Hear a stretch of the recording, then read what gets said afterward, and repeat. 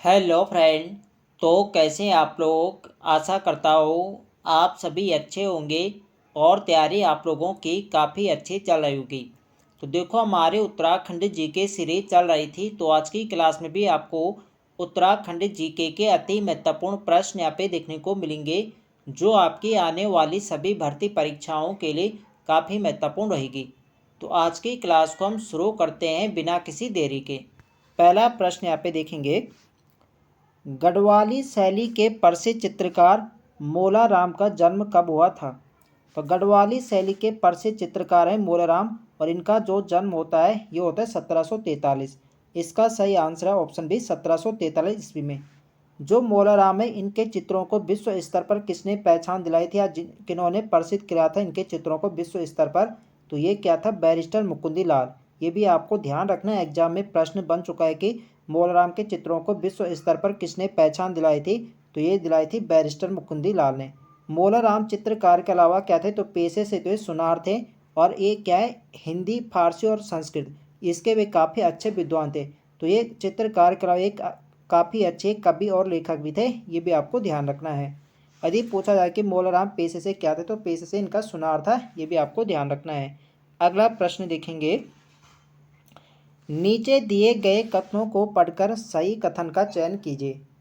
तो यहाँ पे आप लोग ऑप्शन देख सकते हैं, मोलाराम के वंशज सुनार थे, तो बिल्कुल सही। अभी मैंने आपको बताया एक पेशे से सुनार थे, बिल्कुल सही है। मोलाराम की चित्रशाला श्रीनगर में है, तो बिल्कुल सही। जो मोलाराम की चित्रशाला है ये श्रीनगर गढ़वाल में है, ये भी बिल्कुल सही है। मनमंथ सागर ग्रंथ मोलाराम द्वारा लिखा गया है, ये भी बिल्कुल सही है। तो सभी कथन यहाँ पे सही है, तो ऑप्शन डी यहाँ पे राइट आंसर होगा। उपयुक्त सभी सभी यहाँ पे सही है।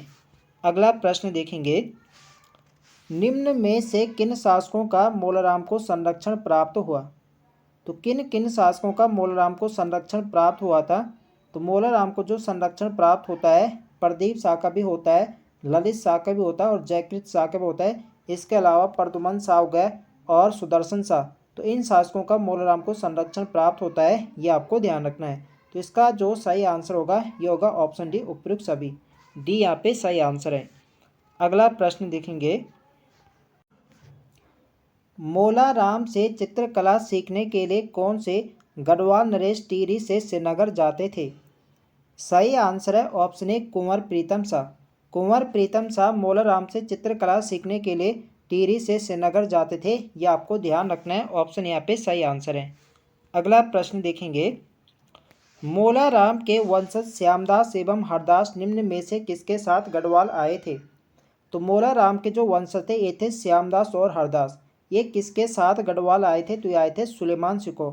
सुलेमान सिको ने गढ़वाल में कब शरण ली थी, तो ये ली थी 1658। ये आपको ध्यान रखना है, कई बार एग्जाम में पूछा गया था कि सुलेमान सिको ने गढ़वाल में शरण कब ली थी। तो 1658 ईस्वी में सुलेमान सिको ने गढ़वाल में शरण ली थी। और किस गढ़वाल शासक ने शरण दी थी, तो ये दी थी पृथ्वीपति शाह। तो पृथ्वीपति शाह ने सुलेमान सिको को शरण दी थी, ये आपको ध्यान रखना है। कितने लोगों के साथ सुलेमान सिको ने गढ़वाल में शरण ली थी, तो ये ली थी 17 लोगों के साथ। ये भी आपको ध्यान रखना है, इंपॉर्टेंट रहेगा एग्जाम की दृष्टि से। अगला प्रश्न यहाँ पे देखेंगे, निम्नलिखित में से कौन सा कथन सत्य नहीं है। तो यहाँ पे आप लोग ऑप्शन देख सकते हैं, सुंदरलाल बहुगुणा चिपको आंदोलन को विश्व स्तर तक ले गए, तो बिल्कुल सही है। चिपको आंदोलन को जो विश्व स्तर तक पहचान दिलाई थी, ये दिलाई थी सुंदरलाल बहुगुणा। और एक नाम आपको और ध्यान रखना है, चंडी प्रसाद भट्ट।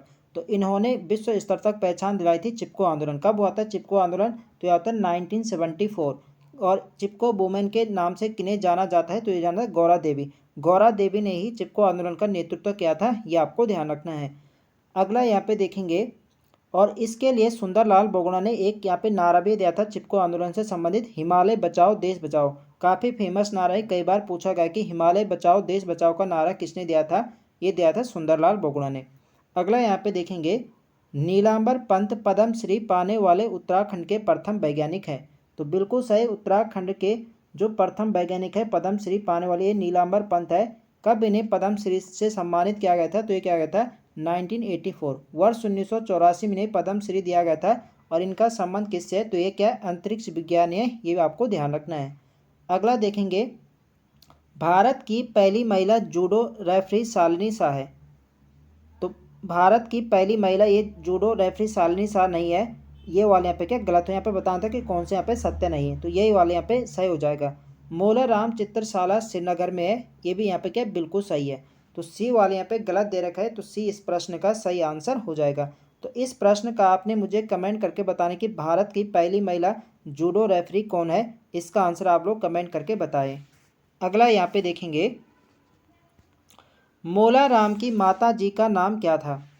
तो मोलाराम की माता का नाम जो था ये था रामा देवी, इसका सही आंसर है ऑप्शन सी। और इनकी पत्नी का नाम कई बार एग्जाम में पूछा गया कि इनकी पत्नी का नाम क्या है, तो मोलाराम की पत्नी का नाम विनय लक्ष्मी है, ये भी आपको ध्यान रखना है। अगला देखेंगे, मोलाराम जी के पिता का नाम क्या था। तो मोलाराम जी के पिता का नाम मंगत राम है, इसका सही आंसर आपका ऑप्शन ए इसके यहाँ पे सही आंसर है। अगला प्रश्न देखेंगे, हिंदी, फारसी एवं संस्कृत के विद्वान चित्रकार मोलाराम जी का निधन कब हुआ। तो मोलाराम का निधन कब हुआ था, ये हुआ था 1833। ऑप्शन सी यहाँ पे सही आंसर है। 1743 में इनका जन्म होता है और 1833 में इनका स्वर्गवास होता है, ये आपको ध्यान रखना है। अगला प्रश्न देखेंगे, देखो फ्रेंड्स सभी प्रश्न यहाँ पे प्रीवियस ईयर प्रश्न है जो किसी न किसी एग्जाम में पूछे गए हैं। तो वीडियो पसंद आ रही तो फ्रेंड्स वीडियो को लाइक करें, शेयर करें, और जो लोग चैनल पर नए हैं चैनल को सब्सक्राइब करें। अगला प्रश्न है हमारा, निम्न में से मोलाराम की रचनाएं कौन सी हैं। तो यहाँ पे आप लोग ऑप्शन देख सकते हैं, ऋतु वर्णन, मनमंथ सागर, श्रीनगर दुर्दशा। तो ये सभी रचनाएं मोलाराम के हैं, तो इसका सही आंसर जाएगा ऑप्शन डी के साथ उपयुक्त सभी। सभी यहाँ पे हो जाएगा, डी यहाँ पे सही आंसर हो जाएगा। अगला प्रश्न देखेंगे, मोलाराम जी का आध्यात्मिक ग्रंथ कौन सा है। तो इनमें से बताने कि मोलाराम का आध्यात्मिक ग्रंथ कौन सा है, तो इसका सही आंसर आपका ऑप्शन ए मनमंथ सागर। मनमंथ सागर मोलाराम का आध्यात्मिक ग्रंथ है, ये आपको ध्यान रखना है, इम्पोर्टेंट रहेगा एग्जाम की दृष्टि से। अगला प्रश्न देखेंगे, गढ़राज वंश किस कवि की ब्रज भाषा में रचित श्रेष्ठ रचना है। तो गढ़राज वंश किस कवि की ब्रज भाषा में रचित श्रेष्ठ रचना है, तो यह है मोलाराम। देखो आपसे पूछा जा सकता है कि गढ़ राजवंश जो रचना है ये किस भाषा में लिखी गई है, तो ये लिखी गई ब्रज भाषा में, और यह है मोलाराम की, ये आपको ध्यान रखना है, ऑप्शन बी यहाँ पे सही आंसर हो जाएगा। अगला प्रश्न देखेंगे, गढ़ गीता संग्राम नाटक के रचनाकार हैं। तो गढ़ गीता संग्राम नाटक के रचनाकार कौन है, तो इसके रचनाकार भी मोलाराम है, ऑप्शन यहाँ पे सही आंसर है। अगला प्रश्न देखेंगे, दिए गए कथनों में से गलत कथन का चयन कीजिए। तो यहाँ पे आप लोग ऑप्शन देख सकते हैं, मोर प्रिया चित्र मोलाराम का प्रारंभिक अवस्था का चित्र है। तो बिल्कुल सही, जो मोर प्रिया चित्र है ये मोलाराम का प्रारंभिक अवस्था का चित्र है, ये बिल्कुल सही है। राधा कृष्ण मिलन चित्र मोलाराम जी का विश्व प्रसिद्ध है, ये कथन भी यहाँ पे बिल्कुल सही है। मयंक मुखी चित्र गुमानी पंत जी का है। देखो मयंक मुखी गुमानी पंत का नहीं बल्कि किसका है, ये भी मोलाराम का है। तो यहाँ पे बताना कि गलत कथन कौन सा है, तो सी यहाँ पे गलत दे रखा है, तो सी इसका सही आंसर हो जाएगा। मनमंथ जो आपका है, मनमंथ पंथ आपका है, ये मोलाराम ने चलाया था, ये भी बिल्कुल सही है। तो सी वाले यहाँ पे गलत है, तो सी इस प्रश्न का सही आंसर हो जाएगा। अगला प्रश्न देखेंगे, मोलाराम जी के चित्रों को प्रसिद्धि दिलाने में किसका महत्वपूर्ण योगदान था। तो मोलाराम के चित्रों को जो प्रसिद्धि दिलाई थी, ये दिलाई थी बैरिस्टर मुकुंदी लाल। बैरिस्टर मुकुंदी लाल ने अपनी रचनाओं के माध्यम, जो इनकी रचना है गढ़वाल पेंटिंग, इनके माध्यम से इन्होंने विश्व स्तर पर पहचान दिलाई थी मोलाराम के चित्रों को, ये आपको ध्यान रखना है। अगला प्रश्न देखेंगे, बैरिस्टर मुकुंदी लाल जी की प्रमुख पुस्तक गढ़वाल पेंटिंग्स किस वर्ष प्रकाशित हुई। तो बैरिस्टर मुकुंदी लाल जी की प्रमुख पुस्तक गढ़वाल पेंटिंग्स किस वर्ष प्रकाशित हुई थी, तो ये हुई थी आपकी 1968, वर्ष 1968 में प्रकाशित होती है, ये आपको ध्यान रखना है। तो इस प्रश्न का सही आंसर क्या जाएगा, ये जाएगा डी के साथ, इनमें से कोई नहीं। 1968 यहाँ पे है नहीं, तो इसका सही आंसर क्या होगा, इनमें से कोई नहीं। तो आपको ध्यान रखना है, जो बैरिस्टर मुकुंदी लाल की जो गढ़वाल पेंटिंग है ये अंग्रेजी में इनकी रचना है, और ये 1968 में प्रकाशित होती है, ये आपको ध्यान रखना है, महत्वपूर्ण रहेगा एग्जाम की दृष्टि से। अगला प्रश्न है हमारा, वीरांगना तीलू रौतेली का जन्म किस गांव में हुआ था।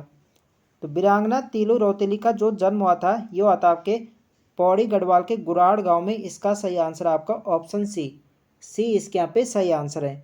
अगला प्रश्न यहाँ पे देखेंगे, तीलू रौतेली का मूल नाम क्या था? तो तीलू रौतेली का जो मूल नाम था, इनका मूल नाम था तिलोत्तमा देवी। इसका सही आंसर है ऑप्शन ए इसके यहाँ पे सही आंसर है। अगला प्रश्न देखेंगे, देखो फ्रेंड्स वीडियो पसंद आ रही तो फ्रेंड्स वीडियो को लाइक करें, शेयर करें और जो लोग चैनल पर नए हैं चैनल को सब्सक्राइब करें। अगला प्रश्न है हमारा, निम्न में से सही कथन का चयन कीजिए। तो यहाँ पे आप लोग ऑप्शन देख सकते हैं, तीलू रौतेली का जन्म लगभग 1661 ईस्वी में हुआ।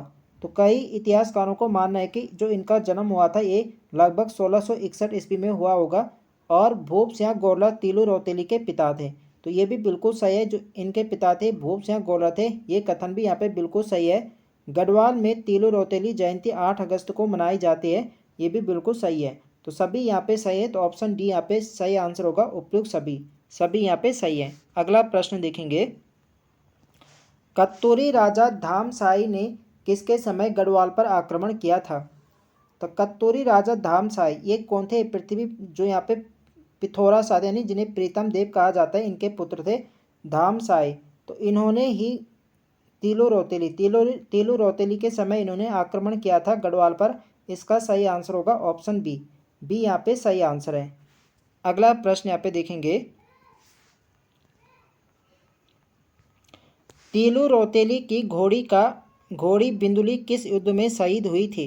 तो देखो पूछा जाता है कि तीलू रौतेली की घोड़ी का नाम क्या था? तो इनकी घोड़ी का नाम था बिंदुली। ये आपको ध्यान रखना है, बिंदुली तीलू रौतेली घोड़ी का नाम था। और ये किस युद्ध में ये शहीद हुई थी घोड़ी इनके? तो ये हुई थी सराय खेत के युद्ध में। इसका सही आंसर आपका ऑप्शन सी इस प्रश्न का सही आंसर है। अगला प्रश्न देखेंगे, निम्न नामों व उपनामों में कौन सम्मिलित नहीं है? तो यहाँ पे आप लोग ऑप्शन देख सकते हैं, मेजर जनरल माया टमटा कुमाऊँ की लक्ष्मीबाई। देखो कुमाऊँ की लक्ष्मीबाई के नाम से जाना जाता है जिया रानी को, तो पहला यहाँ पे क्या गलत हो जाएगा। जिया रानी इनका पिंगला या टोला उपनाम से भी जाना जाता है। कर्णावती को नाक काटने वाली रानी और तीलू रौतेली को गढ़वाल की झांसी की रानी। तो कुमाऊँ की लक्ष्मीबाई के नाम से जिया रानी को ही जाना जाता है। तो पहले यहाँ पे गलत दे रखा, तो पहले इसके यहाँ पे सही आंसर हो जाएगा। अगला प्रश्न देखेंगे, किस नदी के तट पर कत्तूरी सैनिक रामू रजवार ने तीलू रौतेली की हत्या की थी? तो रामू रजवार ने तीलू रौतेली की हत्या धोखे से इन्होंने करी थी और ये करी थी पूर्वी नयार नदी के तट पर। इसका सही आंसर आपका ऑप्शन ए इसका सही आंसर है। अगला प्रश्न देखेंगे, गढ़वाल की लक्ष्मीबाई किसे कहा जाता है? तो गढ़वाल की लक्ष्मीबाई कहा जाता है तीलू रौतेली को। इसका सही आंसर आपका ऑप्शन सी इसके यहाँ पे सही आंसर है। अगला प्रश्न देखेंगे, तीलू रौतेली की सहेली बेलू किस युद्ध में शहीद हुई? तो तीलू रौतेली की सहेली बेलू जो थी, ये जो शहीद होते ये होते हैं भिल्लन भौण के युद्ध में। इसका सही आंसर आपका ऑप्शन बी इसका सही आंसर है। अगला प्रश्न देखेंगे, घोड़ी पूछी जाए तो घोड़ी इनकी सराय खेत के युद्ध में शहीद होते हैं और इनकी जो सहेली थी बेलू ये होते हैं भिल्लन भौण के युद्ध में।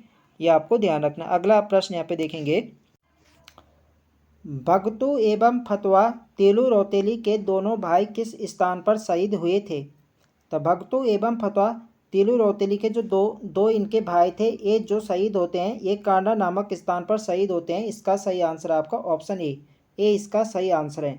अगला प्रश्न देखेंगे, 15 वर्ष की आयु में रणभूमि में कूदने वाली वीरांगना तीलू रौतेली की मूर्ति किस स्थान पर स्थित है? तो इनकी जो मूर्ति स्थापित की गई ये की गई बीरों खाल पौड़ी में। इसका सही आंसर आपका ऑप्शन बी यहाँ पे सही आंसर है।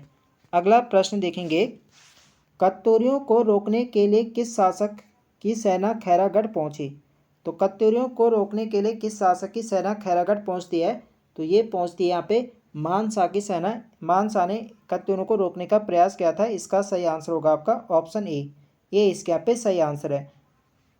अगला प्रश्न यहाँ पे देखेंगे, तो आज के लिए यहाँ पे इतने प्रश्न हैं। तो आई होप आप सभी को वीडियो पसंद आए तो फ्रेंड्स वीडियो को लाइक करें, शेयर करें और जो लोग चैनल पर नए हैं चैनल को सब्सक्राइब करें। मिलते हैं नेक्स्ट वीडियो में, तब तक के लिए जय हिंद दोस्तों।